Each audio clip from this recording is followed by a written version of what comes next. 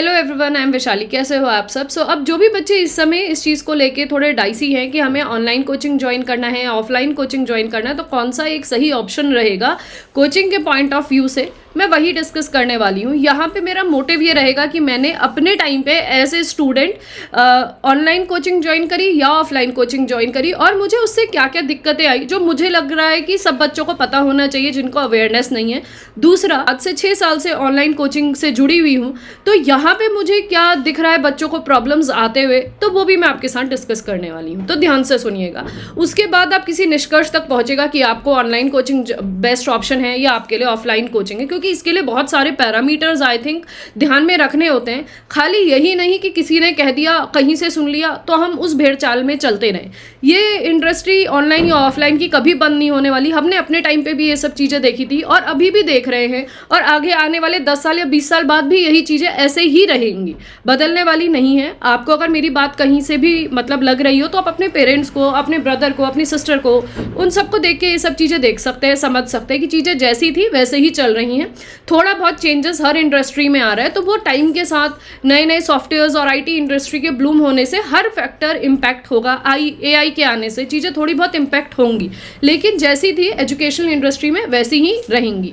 तो मैं आपको यहाँ पे डिस्कस करना चाहूँगी सबसे पहले ऑफलाइन कोचिंग के लिए। ऑफलाइन कोचिंग वो कोचिंग होती है जहाँ हम इन पर्सन जाते हैं, जैसे 6-7 क्लास या 9-10 क्लास में हम लोग ट्यूशन पढ़ते हैं, वैसे ही हम जाते हैं और हम ऑफलाइन कोचिंग उसको कहते हैं ऑफलाइन कोचिंग, ठीक है, जहाँ हम क्लासेस देते हैं, हम एक टीचर से इंटरेक्शन करते हैं।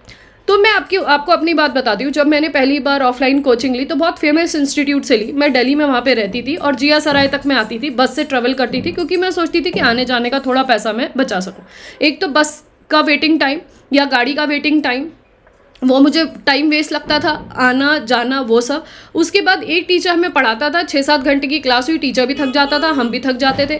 दूसरे दिन डाउट सेशन होता नहीं था, अपने डाउट्स इकट्ठा होते रहते थे। सैटरडेज संडेज किसी में सैटरडे डाउट सेशन होता है, किसी में संडेज डाउट सेशन होता है। तो कभी कभी संडे को अगर अपना हुआ तो हम जाके डाउट पूछ लेते थे। जितने डाउट उस समय आएंगे सिर्फ वही आप आंसरेबल होंगे टीचर्स। उसके आगे पीछे डाउट्स हुए तो अपने अपने फ्रेंड से, क्लासमेट से, जो भी उस दौरान आपके साथ कोचिंग कर रहे हैं, आप उनसे पूछ लेते हो, ठीक है। अब जब हम कोचिंग फिनिश हो जाती है तब हम एक्चुअल में अपने लिए टाइम निकाल पाते हैं, क्योंकि आना जाना प्लस 6-7 घंटे की कोचिंग करना, तो उसके बाद आपके पास इतना टाइम ही नहीं रहता है कि आप इतना डिटेल में स्टडी कर पाओ। तो बहुत ही कम, 100 बच्चों में से कम 7 या 8 बच्चे होते हैं जिनका क्वालिफाई हो पाता है, बाकी सब बच्चे ऐसे ही रह जाते हैं। और अगर कोचिंग वाले ज़्यादा नंबर दिखाते हैं तो वो बच्चे होते हैं जो पिछले 2-3 साल से ऑलरेडी वहाँ रह के कोचिंग कर रहे होते हैं। तो नए फ्रेशर्स बहुत ही कम होते हैं जिनका एक बार में क्वालिफाई होता है। जैसे मैंने आपसे कहा, तो 5% होगा टोटल में से जिनका क्वालिफाई होता है, ठीक है। अब हमारा क्या, जो हम लोग आए गए उस समय जो डाउट्स पूछ ले, फिर 6 महीने रह के आपने फिर तैयारी करी और फिर अपने डाउट्स कलेक्ट करे। अब उन डाउट्स को बताने वाला आपके पास कोई नहीं होता, क्योंकि कोचिंग इंस्टीट्यूट से तो आप कट गए हो, वो आपका ऑफलाइन कोचिंग था, ऑनलाइन नहीं था, ठीक है। तो आप ऑफलाइन कोचिंग से तो आप कट गए, तो वो डाउट्स बताने के लिए आपके पास कोई भी नहीं होता। आपके कुछ 1-2 फ्रेंड्स हैं, वो कोचिंग के दौरान बनते हैं और वो सब भी कहीं ना कहीं ज्वाइन कर लेते हैं, तो उनसे भी कनेक्शन आप लोगों का कम हो जाता है, ठीक है। तो फिर आप लोग अपने डाउट्स के साथ रह जाते हो, फिर अपनी तैयारी अपने हिसाब से करते हो, जो मैंने वहाँ समझा। दूसरी बात, जब आप ज्वाइन करते हो, अगर आप 5-6 दिन लेट ज्वाइन कर रहे हो तो ठीक है, कोई दिक्कत नहीं। जैसे कुछ बच्चे होते हैं जो 15-20 दिन या महीना भर लेट ज्वाइन कर रहे हो, तो जैसे ऑफलाइन का कोचिंग चल रहा होता है ना, वो वैसे ही चलता है। जो पुराना आपका छूट गया तो वो रिकॉर्डेड दे ही नहीं सकते हैं, पहले तो नहीं देते थे, अब देने लग गए हो तो पता नहीं, तो वो रिकॉर्डेड भी नहीं मिलती हैं आपको वीडियोस, क्लियर है। तो वहाँ ये भी दिक्कत है। दूसरा, आपको टाइम पे वहाँ पहुँचना पड़ता है। अगर आपकी तबीयत खराब हुई तो आपकी वो क्लास छूट गई।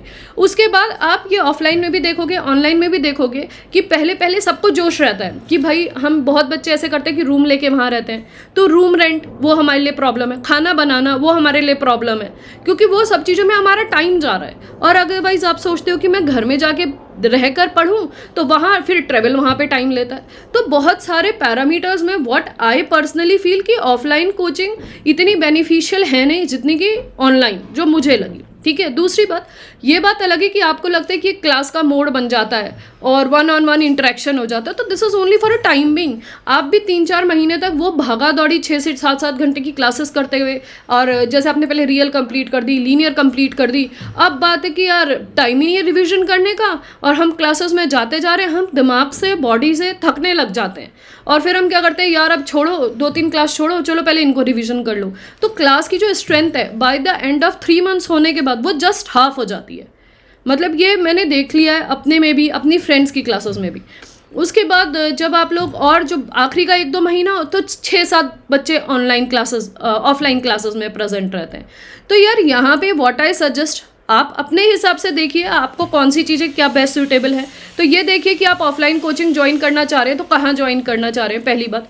दूसरी बात कि आप वहाँ पे बगल में ही रूम लेके रहेंगे तो रूम का रेंट अलग होगा, और ऑफलाइन कोचिंग की जो कॉस्ट है वो भी बहुत ज़्यादा रहती है। तो ये चीज़ें आपको ध्यान में रखना होगा। उनका टाइमिंग जो होता है फिक्स्ड होता है, प्लस ऑफलाइन कोचिंग की फ़ीस भी बहुत ज़्यादा है, आप अफोर्ड कर पाएंगे।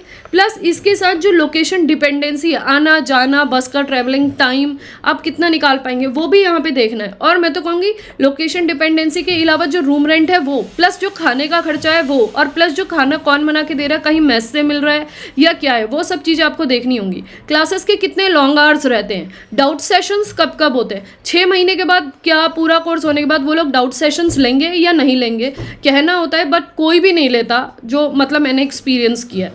तो बहुत सारी चीज़ें यार, ऑफलाइन कोचिंग बहुत आसान नहीं है जाना बच्चों के लिए करना। बस आपको ये है कि एक स्टडीड इन्वायरमेंट मिल जाता है, डायरेक्ट 1-on-1 जिस समय क्लास हो उस समय तो बहुत अच्छा लगता है, छोटे मोटे डाउट्स हम लोग पूछ लेते हैं। बट जो बाद में PYQ सॉल्व करो और तब जो डाउट्स निकल के आते हैं और फिर उन पन्नों को पलटो और तब उन चीज़ों को समझो, तो वो बहुत डिफ़िकल्ट हो जाता है। तो व्हाट आई सजेस्ट कि ऑफलाइन कोचिंग मुझे अपने हिसाब से तो उतनी बेनिफिशियल नहीं लगती। No, it is your own choice, आपको जो अच्छा लगे आप वो करिए। बट कुछ पैरामीटर्स हैं वो ऑफलाइन कोचिंग में जाने से पहले आप लोग सोच लीजिए। दूसरी बात, आप लोग खुद ही गुड इनफ एक एज ग्रुप के बच्चे हैं जो बहुत सारी चीज़ें एक्सपीरियंस कर चुके हैं। MSc हम लोग कर चुके होते हैं, हमारे पास पैसे खुद की अर्निंग तो होती नहीं है। पेरेंट्स से कहें कि यार कोचिंग भी करा दो तो वो वाली फ़ीस भी लग रही है, साथ में उनसे कहें रहना खाना पीना भी दो, और 6 महीने अपने निकाल दिए और एग्ज़ाम भी क्वालिफाई ना हो, तो उतना गिल्ट लेकर अगर आप लोगों को लगता है कि आप लोगों के पास इनफ मनी है तो इट्स गुड। और जिन फैमिलीज़ में नहीं है तो you have to think that way, हर तरीके से सोचने के बाद एक डिसीजन लेके तभी किसी टाइप ऑफ कोचिंग को ज्वाइन करना।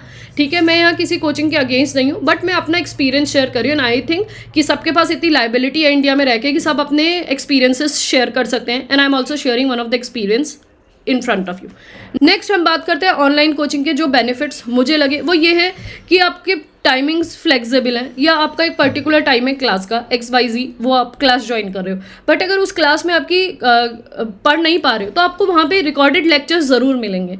एंड आई होप बहुत सारी क्लासेस हम 1-on-1 ज्वाइन कर लें, और कुछ क्लास किसी वजह से बीमार हो गया, घर में कोई बीमार हो गया या कोई प्रॉब्लम हो गई, तो आप वो रिकॉर्डेड लेक्चर देख के अपनी चीज़ों को पूरा कर सकते हो, और नेक्स्ट डे या थर्ड डे आप उस टीचर से या फैकल्टी से टाइम मांग के उस डाउट को क्लियर कर सकते हो। ठीक है, यहाँ पे आपको मल्टीपल टीचर्स, क्योंकि यूजुअली एक टीचर बहुत सारे सब्जेक्ट्स नहीं पढ़ाता, बहुत सारे सब्जेक्ट्स बहुत सारे टीचर्स के द्वारा पढ़ाए जाते हैं, तो आप मल्टीपल लोगों से इंटरेक्शन करते हो, और आपका अपना व्हाट्सएप ग्रुप रहता है, तो वो बच्चे भी 1-2 साल तक आपके साथ कनेक्टेड रहते हैं।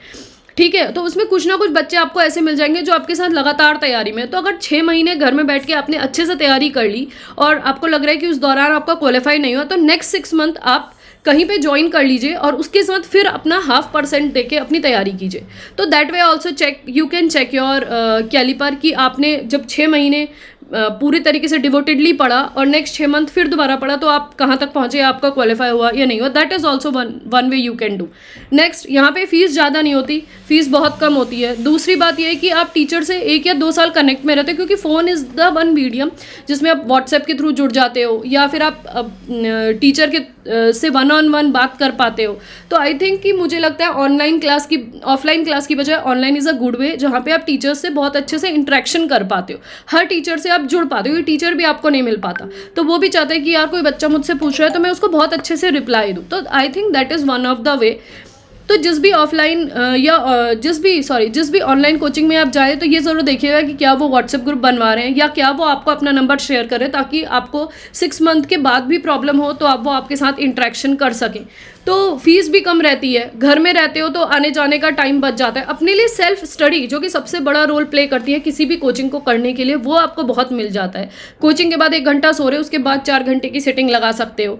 टेस्ट है तो मल्टीपल टेस्ट आप दे सकते हो, जबकि ऑफलाइन के लिए हमें हमें टेस्ट के लिए भी जाना पड़ता है, तो कभी कभी तो हमें लगता है कि यार ये सिरदर्दी है, टेस्ट के लिए कौन जाएगा, या टेस्ट पेपर दे दो और हम दूसरे दिन घर में लिख लेंगे, बस वहाँ पे एक एनवायरनमेंट क्रिएट हो जाता है एग्जाम में। तो दूसरा, अब आप इस एज में हो कि आपको सही में एनवायरनमेंट की ज़रूरत है, आपको ये नहीं पता कि आप 20-21 साल के हो गए हो, MSc कंप्लीट हो गई, अभी भी कुछ नहीं कमा रहे हो, तो हमें तो अपना भला बुरा खुद पता है ना, तो हम क्यों ही फालतू में अपना टाइम, अपनी मनी वेस्ट करेंगे। तो आई थिंक घर में इतना फोकस्ड आपको होना चाहिए कि घर में बैठ के भी आप अपने एग्जाम्स खुद लिख सको, टेस्ट पेपर लाके खुद कर सको। तो आई थिंक बहुत ज़रियों से अगर आप देखोगे तो ऑनलाइन कोचिंग बहुत बेनिफिशियल है, जिसमें आपको पहली बात तो टाइमिंग अप्रोचेबल मिलता है, दूसरी बात रिकॉर्डेड लेक्चर्स मिलते हैं, फीस कम है, आप घर में रह सकते हो, आपको आने जाने का पैसा नहीं वेस्ट होता, खाना कौन बनाएगा, खाना कैसे खाओगे, क्योंकि हर 2-3 घंटे बाद आपको कुछ खाने को चाहिए होता है, वो प्रॉब्लम रिजॉल्व हो जाती है, जो रूम रेंट है वो नहीं होता।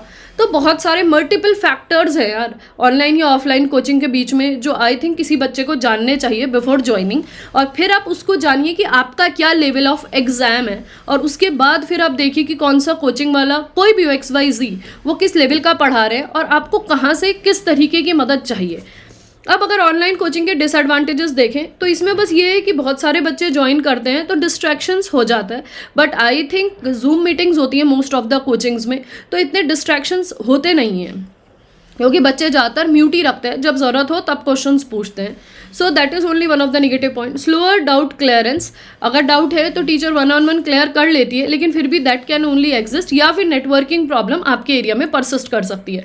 तो what in person I suggest online या ऑफलाइन में, online is far more beneficial at your age, according to the amount, according to the distractions जो हमें ऑफलाइन में मिलते हैं। ऑनलाइन में ये सारी चीज़ें नहीं हैं। सो आई होप ये वीडियो में आपने काफ़ी कुछ सीखा होगा, काफ़ी कुछ आपको एक्सपीरियंस मिला होगा, जो मुझे लगा एज ए स्टूडेंट और एज ए टीचर जो मैंने फील किया था अपने टाइम पे, वो आपके साथ शेयर कर सकूं, तो वो मैंने सारा कुछ शेयर किया। अब जिम्मेदारी आपकी है कि आपको किसी भी कोचिंग को ज्वाइन करना है ऑनलाइन या ऑफलाइन, तो वो आपकी कॉल है कि आपके लिए कौन सी बेनिफिशियल है, आपको कितना पैसा आप लगा सकते हो, कितना टाइम आप डिवोट कर सकते हो, वो सब चीज़ें ध्यान में रखते हुए ही किसी कोचिंग सेंटर को ज्वाइन करिए, चाहे वो ऑनलाइन हो चाहे वो ऑफलाइन हो।